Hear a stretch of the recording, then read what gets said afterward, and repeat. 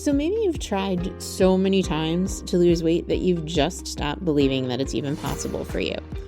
Maybe you've quietly decided that you're just not the kind of person who can do this, that you love food too much, that you're just wired differently than those other women who seem to have it all figured out.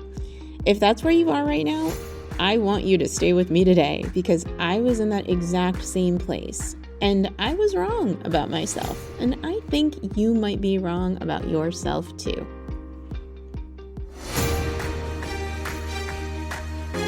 Welcome to the Biking Wellness Podcast. I'm your host, Stacy Smith, and I lost 50 pounds riding my bike by focusing on what my body can do. Now, I teach other women how to do the same. I am obsessed with completely flipping the script on weight loss so that we can work out to feel good and feel strong. If you are ready to stop dieting, learn how to appreciate your body, and have fun riding your bike, you're in the right place. Let's dive in.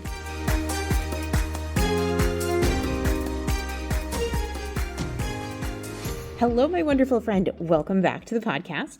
And if you're just joining us for the very first time, I want to send an extra special warm welcome to you. I am so happy you found us, and I am just so glad you're here.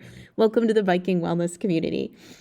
So today I want to have a really honest conversation with you because over the last couple of weeks, I've been talking about why we fall off our plans and why knowing what to do isn't the same as actually doing it. And I think there's something deeper here. There's a deeper layer underneath all of that stuff that I haven't really gotten into yet. And it's this. What happens when you've tried and failed so many times that you just stop believing it's possible for you at all? When you're not even looking for the next plan because you've already decided that it won't work? I think a lot of women are quietly sitting in that place right now and nobody's talking to them about it. So that's what I want to do today. And just really quick, before I get into it, I'm working on a brand new challenge for the lead up to summer. I'm so excited about it, and it is going to start the week of June 2nd. Details are coming very soon. If you want to make sure you don't miss a thing, go to sassy.com/challenge. That's SASCY.com/challenge and get yourself on that wait list. It's going to be so good. And I'm going to go ahead and link it in the show notes in the description as well. All right, so let's get into today's episode. So the first thing that I'm going to talk about is something that I'm just going to be really honest. I feel a little bit vulnerable admitting it. That's the best way that I can say it. But I just forever felt like I was the girl who loved food too much. For as long as I can remember, I thought there was something different about me and kind of wrong about me when it came to food because I just seemed to love it more than other people did. I felt like I needed more of it. I felt like I was hungrier. I felt like I had less control, that I wanted bigger portions, that I needed so much food. And I generally wasn't satisfied until I was so stuffed that my clothes felt super tight and I wanted to go lay down and unbutton my pants. I remember once a girl in high school telling me that she could not eat fried food, that it just made her sick. And I literally could not comprehend this. I was like, what? You can't eat French fries? They make you sick? And my first thought was, I don't care how sick French fries make me. There's no way that I am not eating French fries. I loved them so much. Like, how could your body just reject French fries or fried food? Mine would never. My body lives off of this stuff. I'm so confused. And my family loved it too. We loved big meals, big portions, snacks everywhere. All of our family gatherings included food, lots of it. My Grammy would make tons of food for Sunday dinner, for every single holiday, for picnics. And I just figured, this is who I am. I am the girl who loves food way too much. I should just accept that. And if losing weight means I have to stop eating the things I love, it's just never going to happen for me. And then when I was in college, something kind of shifted. There was a dance coming up, and I really wanted to look good in my dress. So I was like, okay, I can do this. I'm already really active because I'm walking around campus so much, and I have been. all 4 years. So I'm going to just start taking longer walks. I'm going to walk on the weekends too. And I'm going to lift weights. I had these free weights that my uncle had bought for me years ago. And I was like, I'm bringing them to college and I'm going to lift weights in my mirror in my dorm room. And for lunch, I'm just going to have a PowerBar, one of those peanut butter Power Bars. Do you remember those things? Oh my gosh, they were so bad. But I was like, okay, I'm going to have a PowerBar and some Powerade for lunch. Like, this was my idea of healthy, my friends. Oh my goodness. And I actually lost weight. I looked really good. And I would do things like I'd go to Chili's and I'd order the grilled chicken when what I really wanted was the chicken crispers. Oh my gosh. Again, so good. But I'll order the grilled chicken and then I'd still kind of gorge myself on the chips and salsa and then feel bad about it afterwards. So there was all of this kind of, back and forth that I was doing. But overall, I was like, okay, I'm being so good and I am sticking to my diet. I'm sticking to my plan and it's working. And I couldn't keep it up though, because I had a goal and it had a deadline and it was to look in that dress by that particular date. And I'm sure you know where this is going, right? Because if you're here and you're listening to this podcast, I'm guessing this has happened to you too. Once the event was over, so was my determination, my motivation. It all kind of went out the window and I went right back to eating the way that I had eaten before. And this became the pattern for years. I would have these bursts of determination, of motivation, of consistency. And it always seemed like it was centered around some kind of event, either wedding coming up or summer coming, and just feeling totally fed up and disgusted with myself and what I looked like in the mirror. And then I would go to the gym, and I'd go to the gym frequently and work out like crazy and be super careful with food. And I could never sustain it because life would get in the way. And I'd find myself on the weekends at the Olive Garden asking for more and more breadsticks and salad. And then I would be like, okay, well, I'm going to try Weight Watchers. And the problem with Weight Watchers, we've been through this, my friends, there is never enough points in the day for me.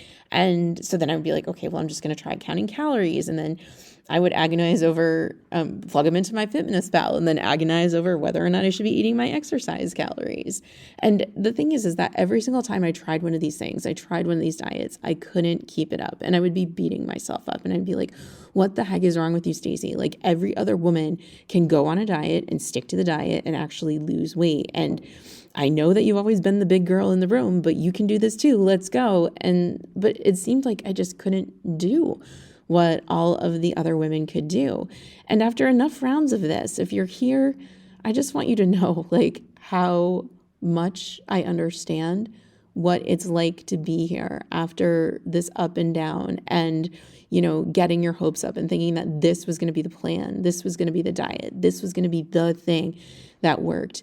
You just eventually stop thinking that, and you stop thinking this time will be different, and you just quietly accept that you're the kind of person who loves food too much and will probably always struggle with her weight and will always hate it when somebody takes a group picture and will always try to hide in the back, and you just stop trying to lose weight. I get it. If you're there, I get it. I understand. I cannot tell you how much I understand what it is like to feel that level of hopelessness when it comes to yourself and your body. So I just wanted to say that I've been there, and it was years and years and years of really just having this completely screwed up relationship with food and thinking that some of the foods were just so bad and I should never eat them and feeling awful every single freaking time that I did. And here's what I really want to talk to you about today, which is how to change this, how to turn this around, and what can actually make you believe again that it's possible for you, and what actually made me believe that weight loss was possible for me. Because clearly something had to change since I'm sitting here having lost 50 pounds 6 years ago and keeping it off. And what changed for me was what I was aiming for. For my entire life, I'd been trying to lose weight to look a certain way and to look good in the dress, look good in the wedding dress. I remember trying on my wedding dress and the woman in the dress shop saying like, oh my gosh, do not lose weight, because if we have to let this dress out, we don't have enough fabric. And I was like, well, God, I can't lose weight. I wanted to look good in that wedding dress. I wanted to look good in a bathing suit. And every single time, that event would happen, it would pass, and I wouldn't really have any reason to keep going. I mean, I cannot even tell you how much food I ate on my honeymoon because I was like, oh my gosh, I can finally freaking eat again. Or the restrictions, sometimes it just gets to be too much and I'd give up, before I even got to the place where I had lost the weight. And then there would be a whole round of beating myself up of, why can't you do this? But that's not what we're talking about now. We're talking about what made me believe again. And that was shifting my focus, shifting my thoughts about food, shifting my thoughts about my body into a place where it just felt more neutral, when it just felt more okay. I wasn't going to be able to put everything into, oh my gosh, this is so awesome kind of mindset, but I wanted to just do something that made sense and that was reasonable. So I stopped trying to look good in something or for something and started trying to be the healthiest version of myself. And both mentally and physically. And the healthiest version of myself could not be somebody who was terrified of food. She could not be somebody who was white knuckling her way through every single meal and every single weekend. She had to be someone who knew how to eat to fuel her body and eat just because it freaking tastes good. And who knew that both of these things are possible at the same time. I had to realize that everything I had tried before just wasn't sustainable for me. And that's the thing, is that you are probably not here and listening to this podcast if losing weight isn't a problem for you. If you can plug things into an app and that's fine and that's what you do and it works for you, that is freaking great and amazing. There are plenty of people who can diet and who have so much success with doing things that way, but that is just not me. I needed a plan that was sustainable for me, not because there was anything wrong with me, but because the approaches that were built for someone else who didn't love food the way I do, or who didn't grow up the way I did, who didn't have my life, my stress, my relationship with eating, who wasn't me. And instead of finding something that worked with all of that, I kept trying to override it, which was freaking exhausting. And I did this for years and it never worked. Of course it never worked because it was someone else's idea of what I should be doing. So I stopped trying to overwrite or override who I am. And I started figuring out how to work with it instead. And that is when everything changed. And I want to say something to those of you who are listening right now and you're thinking, that sounds great for her, but I just don't believe it's possible for me yet. That is completely fine. You don't have to believe it yet. When I work with my clients, some of them come in feeling pretty good about food and they just want to figure out how to move more and be stronger. And some of them come in not believing they can lose weight at all. They've just tried, like me, just tried so many times and had been let down by too many plans and too many coaches and too many people to get their hopes up again. And I tell every single one of those women the exact same thing. It is totally fine if you don't believe it yet. I will believe it for you until you are ready to believe it for yourself, because you're not giving up and I'm not giving up. We are going to figure this out together. And I mean this for you too. If you're not there yet, that's okay.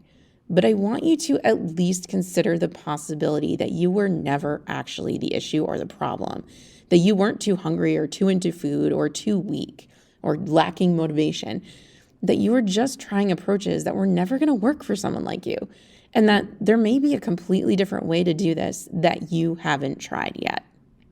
Okay, my friend, if this episode hit you in a place that you weren't expecting, well, I mean, it's been hitting me. I just want you to sit with it for a minute, because I know what it's like to have given up on yourself. And I know what it's like to realize that maybe, just maybe, you were wrong about what is possible for you. You don't have to believe this yet. You just have to be open to it.